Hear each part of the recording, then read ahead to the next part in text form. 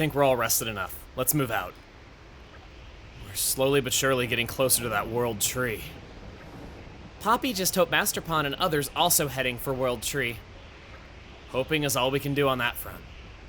Even if we don't meet up with them on the way, I think we should wait a while at the base of the tree. That does seem best. What's the holdup? Are we leaving or not? I'm coming. Honestly, the nerve of this guy.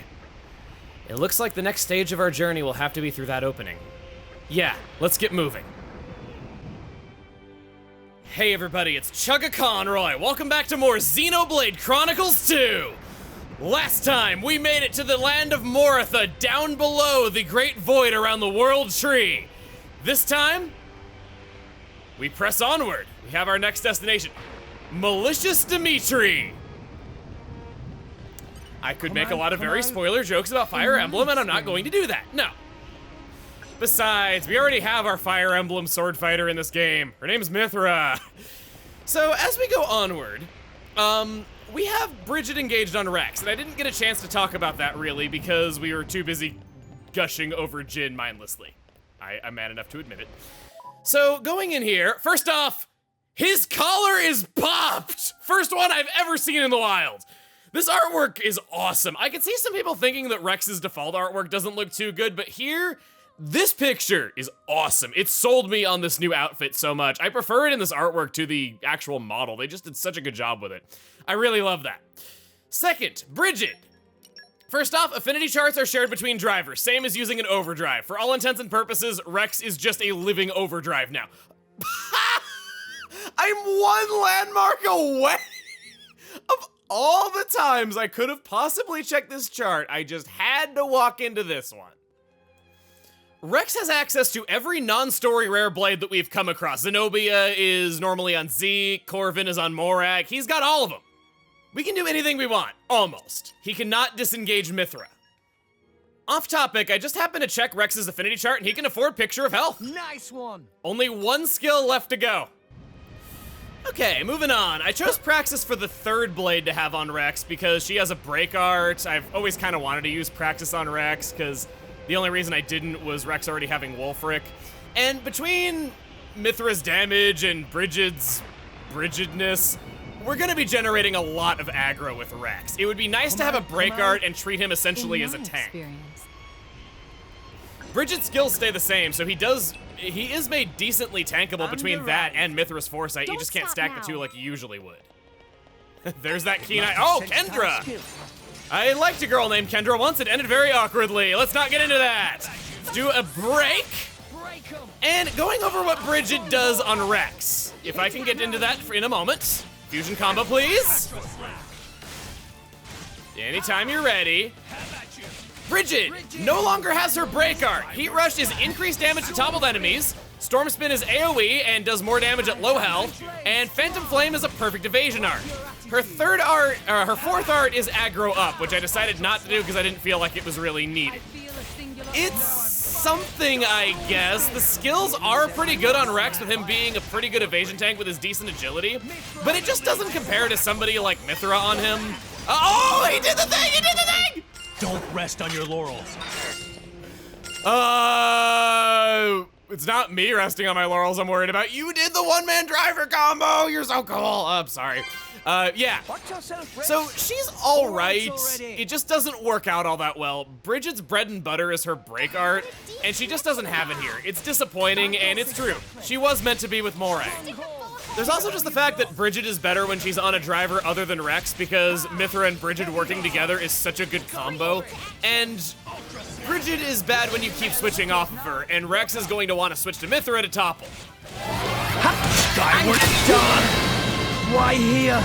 Not again, Rex! Not again! You already died once! Don't you remember, Rex? That was really good. That is such a Mythra thing to say.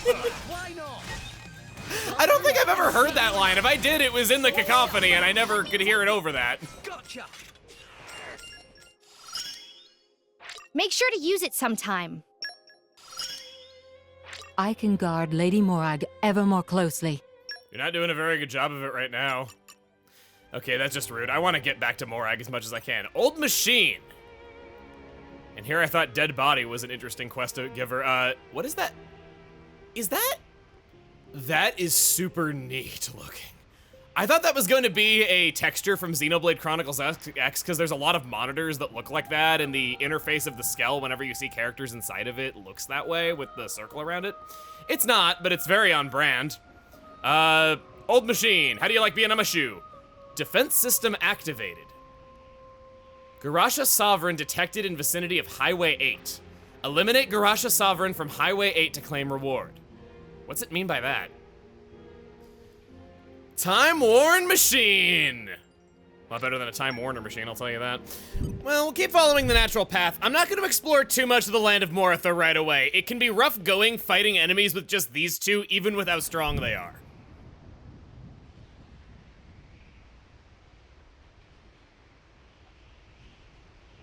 So many. Mitra! There's no way around. Yeah. Ah!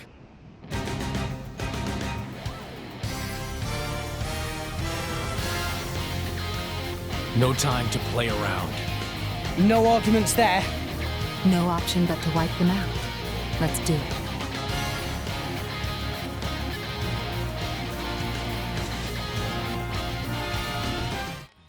I think the time has come, with a crowd this big, it's a party, to let loose with the true form and get to know it a little bit better. First of all, the stats are normally invisible because we can't see what she does in a menu, so it can be a little bit to pin down what she's good for. But don't worry, I'm here for you, babe. Never saying that again. Pyra was critical damage and blade combos, Mithra was an art spammer and buffs. The third Aegis state is far and beyond the best support blade in the game and the bulkiest tank. She grants Rex 10% more strength than Ether and 60% more on both of his defenses. Just gotta build up that golden thread. There we go. First special to appear is level 3, Genesis Saber. All of her specials do pierce damage and have a 60% chance to annul guard. If it were visible in a menu, its text would say, pierce enemies with countless light blades created by Ether. Yep, those are all Aegises flying around. She's very strong, but because she's only usable during battle, she has no core chips, no aux core slots, and no affinity chart. What you see is what you get. I didn't know there were monsters like that. Nothing like Allrest, for sure. They've got a rotten knack of healing themselves. Almost like blades. I don't know, but maybe they're leftovers from the culture that created us. This is the architect's world. I guess nothing should come as a surprise. I wonder what kind of person he is. I didn't get to meet him. I mean, I have fragments of memories, blurred images. That's why I want to meet him. To create this awesome civilization, I can't imagine. Awesome.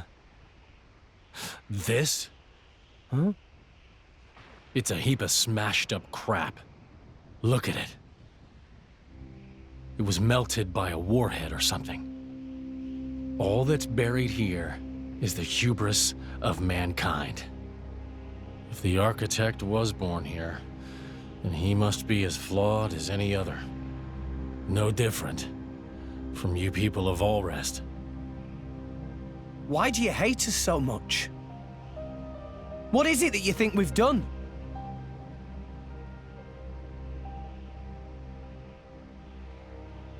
Jin! That's...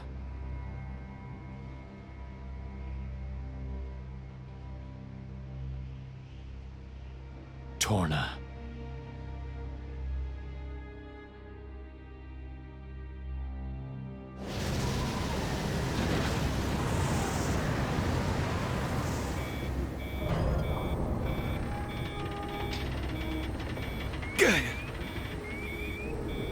Mikhail, this is bad. Arcos, how deep are we? 28,000 pets. We're nearly at the limit already. It's too much. Any more and We're nearly out of the cloud sea.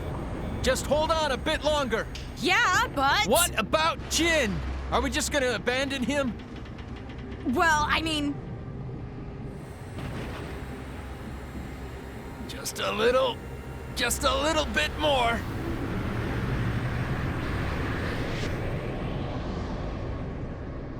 We're out!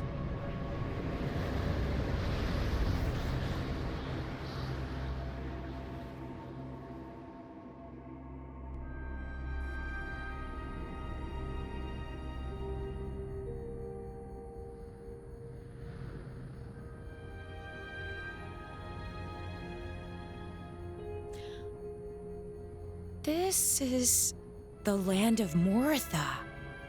First time I've seen it. Yeah. Would you look at that? It's nothing to shout about. Just a bunch of ruins. Mallows? A testament to their hubris. Their hubris? So, humans lived here? All rest will suffer the same fate. So that's why Jin...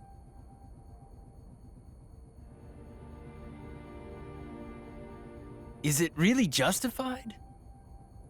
What are you saying? I know why Jin wants to destroy everything. But everything can't mean everything, can it? You're not there yet. That's okay. You'll understand soon enough. Let's cross that bridge when we come to it, huh?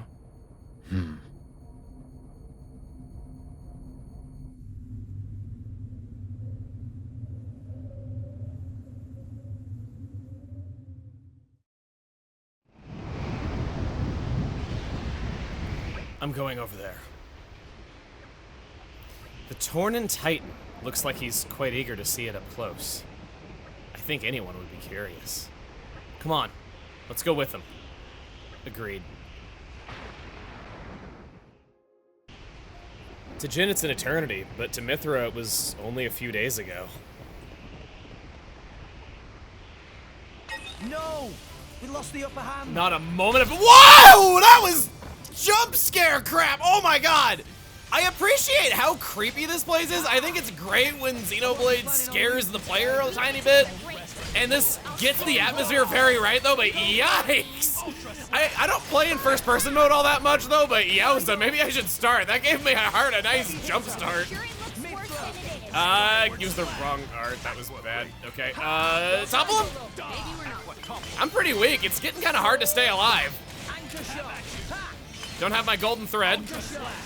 Still don't. I'm just waiting for the opportunity to do this.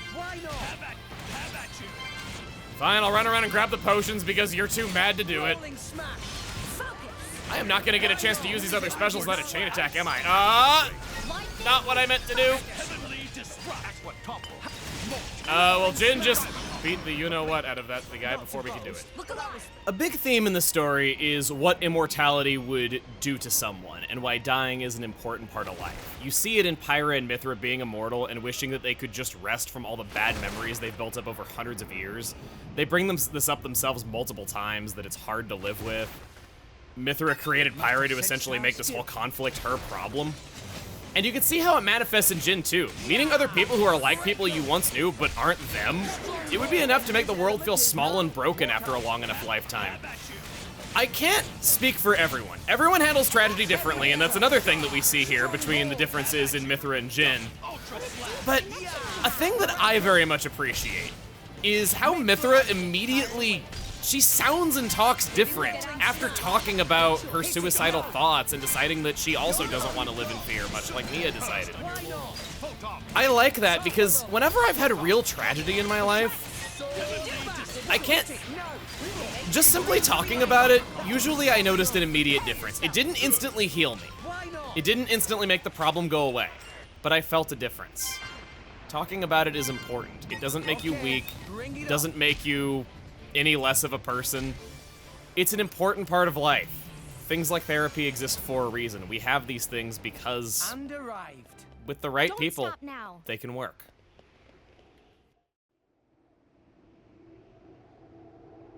It's scorched here and there. Traces of the Aegis's battle, I reckon. Must have been some battle. What's... The Tornan Titan's matrix. Even in old Torna, few people knew this place existed. I can scarcely believe it myself. Matrix? Like a womb? These are... blades. But they look quite a lot like Titan, too. These are blades that perished in the process of becoming Titans. Titans grow core crystals within their bodies. I believe you've seen this once before.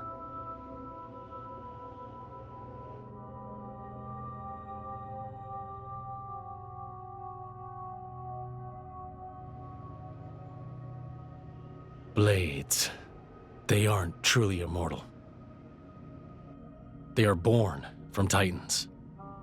And when their fire burns out, they return to the Titan that bore them. Eventually, the blades that return transform into Titans themselves. Can that be true? We'll end up like that eventually?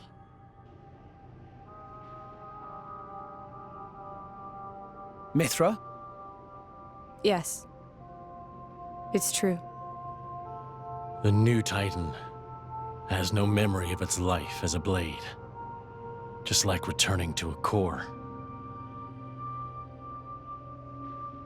These poor souls. They died along with their mother, shared her fate. We've actually seen Titans being similar to blades. In the very first Titan that we ever saw, other than Azurda, the one that was dying and fell into the Cloud Sea, it had a core crystal on its chest. There's many details like this to notice on a repeat playthrough, and I hope that if you've played it before, seeing it again here has just had so many oh my god moments when that have jumped out at you. It's a big reason why I wanted to do this Let's Play despite how long of a game this was, because getting to experience it a second time is totally different. Made me have a greater appreciation for the story when I was already pretty positive on it to begin with, and I wanted to bring that experience to more people. Gramps even has a crystal in his chest, and he's been right in front of you all along. Up there is where we need to go, but we can't quite make it up there. No! We'll be back to deal with what the Time Worn machine wants another time. I don't want to take on too many tough things with just Jin and Rex, though. Run on past you guys. And it looks like there might not be a way around this one. Elidor Parasax, a very high-level enemy.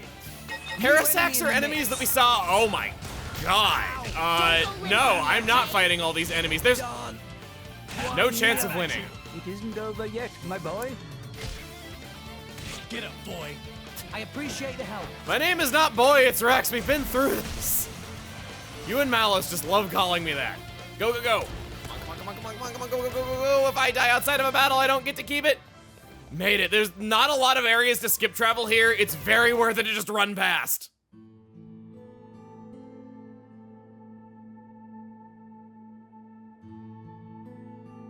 So blades are born from crystals and titans from blades. The Titan, in turn, nurtures life.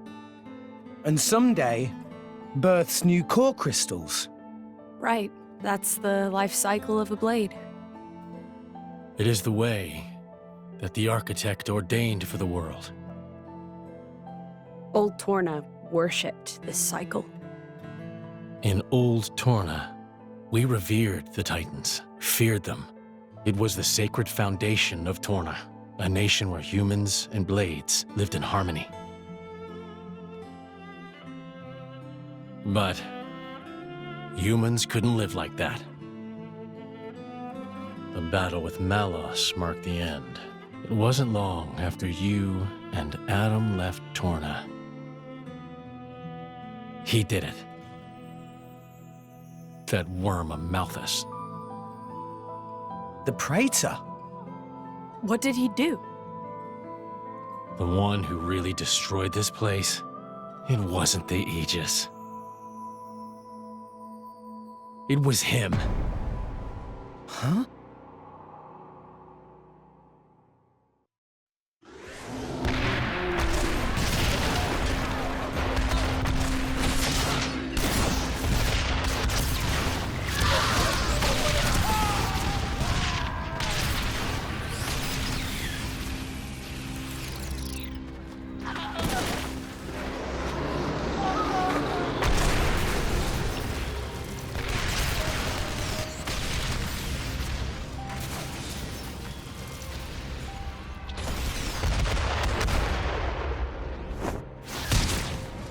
Laura!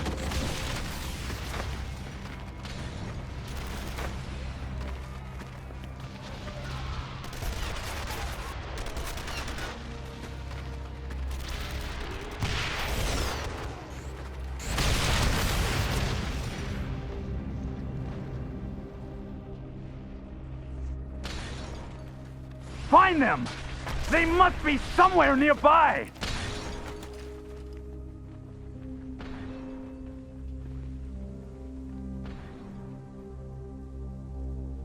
Laura. Don't worry. If I die, you'll just go to sleep. Someone will find you, reawaken you. Someday. For us humans, being forgotten is a much worse fate than death. We struggle so hard to make our mark on the world. Laura! When you awaken, to you, it'll be like I never even existed. Jin, the thought of you forgetting me, it's like one heart is being ripped in two.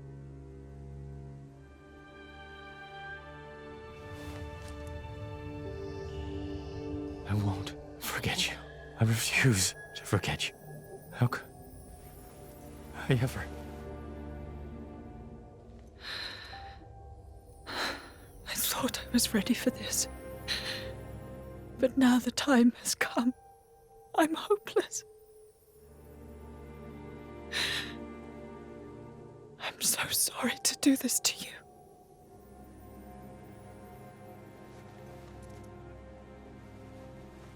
There is one way. One final chance. A way that we can be together.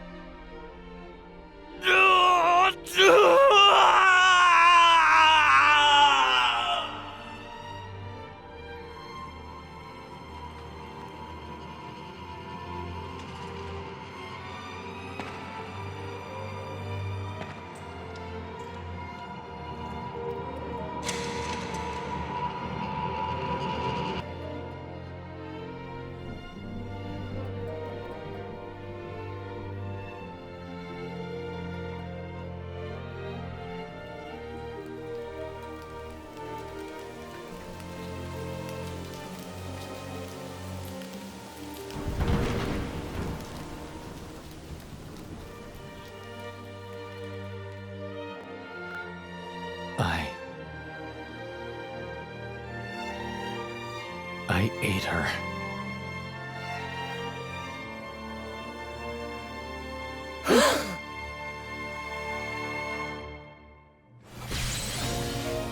Maybe we shouldn't have left. I never knew. Amalthus was afraid of the Aegis's power. After Malus was defeated, he tried to wipe them out. The remnants of Torna were annihilated in the attempt. But you'd already vanished by then, so we were slaughtered for nothing. Oh. No, even if he wasn't trying to get you, Amalthus, the humans, would have done what they always do. We're the Architect's children. We turn into Titans, the ground beneath their feet, but they feared us. So that's the reason he attacked you. To save the world? No. His real desire for Elysium is his desire for the Architect's power. Amalthus wants to use it to wipe out Blades and Titans. So that's why he was taking care of Rex and the Aegis. Even so, even if that's true, you lot and Amalthus, you're the same.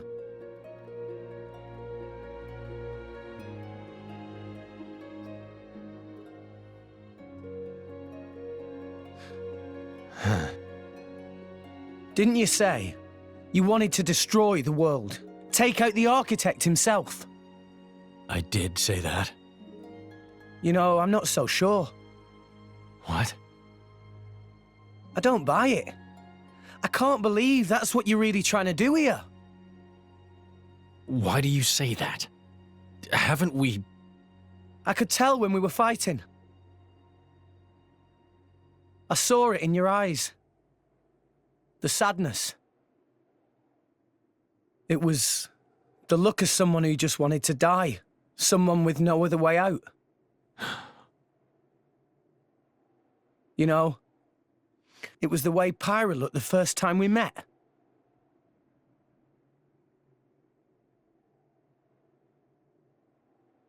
You don't know what you're talking about. Keep your stupid comments to yourself. You better believe we'll do it. We will destroy the one responsible for this world. And we will destroy all the humans who lived by his mercy. We are sick of being used as tools by humans.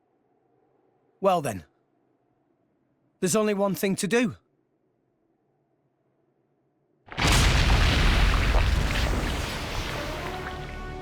As I thought. What's that? They're not really alive, just autonomous cybernetic organisms. Once their central control is gone, they're programmed to act on their own. To destroy. These guys? Testaments to human hubris. Now do you see?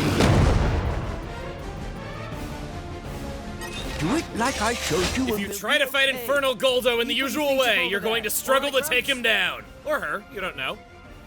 You'll have a much easier time if you activate Pyra/Mithra's Ascended State. Just this once, I'll fill up the party gauge and the cooldown timer for you so that you can achieve Ascension and fight to your best advantage. When the party gauge is at its maximum capacity, unleash Pyra and Mithra's Ascended State by pressing X while holding down R. What a deep connection. Perfect. We're gonna start out by using a break art. I would like to do that. Goldos in general resist break a lot, even the regular enemy varieties. Doesn't seem to be working, so we'll build up our golden thread. Go for that. Starting off, we get a free level 3 special. We'll use Genesis Saber. I could have toppled it. Jin, if you could be a buddy and do that, that would be excellent. Doesn't seem like it, no. This enemy has a lot of health. It's meant to test your abilities to make sure that you can really do it. Level 1 special, go! It's called Starburst. As stated before, all of our specials do pierce damage, Gardenol, and are ether-based. Its official description is blasts a merciless siren beam through enemies. This one's a 6-hit attack. All you need to know is that all 3 of them are really powerful. And yes, I said 3. She does not have a level 4 special. Only a 1, 2, and a 3. Jin! Pyra, use the artifice! It's no use! The Cloud Sea is interfering. I can't give it commands. Damn. So it's all down to us, huh? Pyra, move in close if you can get a shot. Then get Mithra to use Foresight, quick as you can. Understood. Ready to go. Okay, let's do it. Lightning. Could it be? Look! Rex! Rex! Pyra, you okay? Jin, what the hell? That can wait. First, deal with that. Okay! Brought together once again. Come on, Zeke, you can help us. Tora too. Let's do this for real. We have our full party gauge, we're good to go. Pyra in Mithra's true form has 3 skills. You can't see these in any menu because you can't pause while she's active. Skill number 1, a dream of the future. Can initiate an elemental combo at random. I would complain about this text, but it's unused. The Chosen One greatly enhances the driver's abilities through the power of the Aegis. And the Aegis greatly enhances the party's abilities through the power of the Aegis. I'm gonna have a lot to say about all of these. Combo finisher time, laying down an orb. What? I activated it at the perfect moment for her to be shackled inside of the special? Here's what I think of you and your stupid shackles. Oh my god, that was really weird. Smash.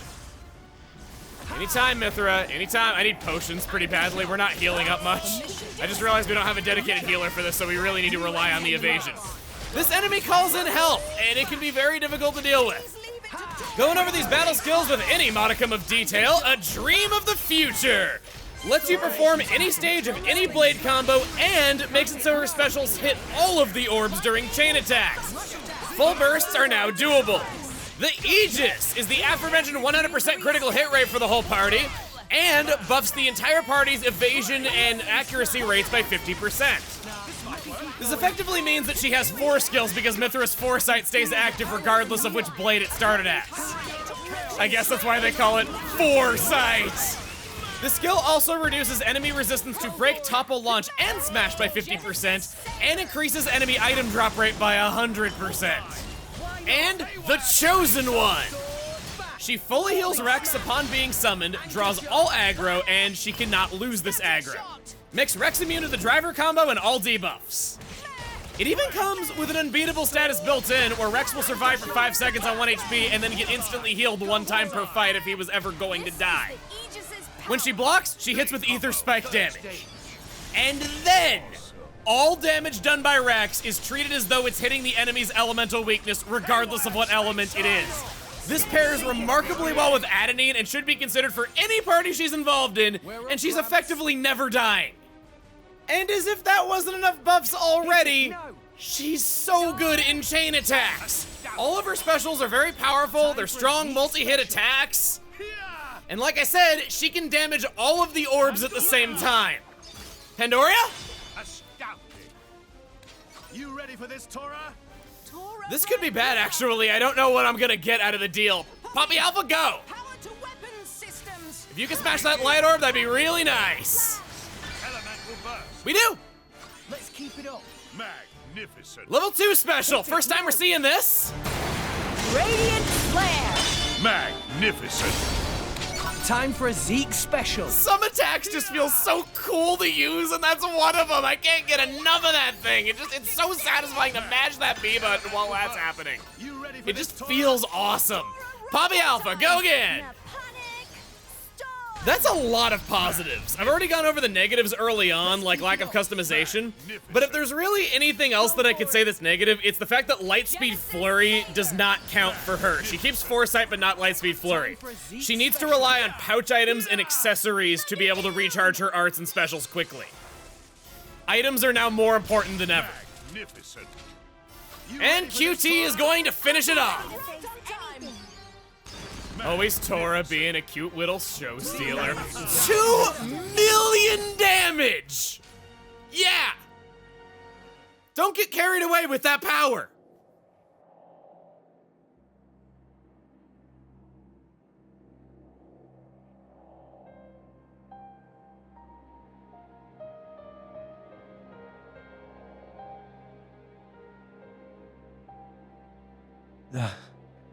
This is...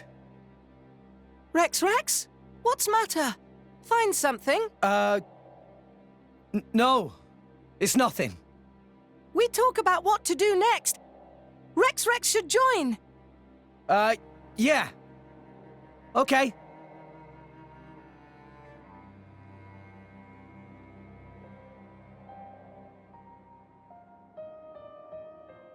It can't be.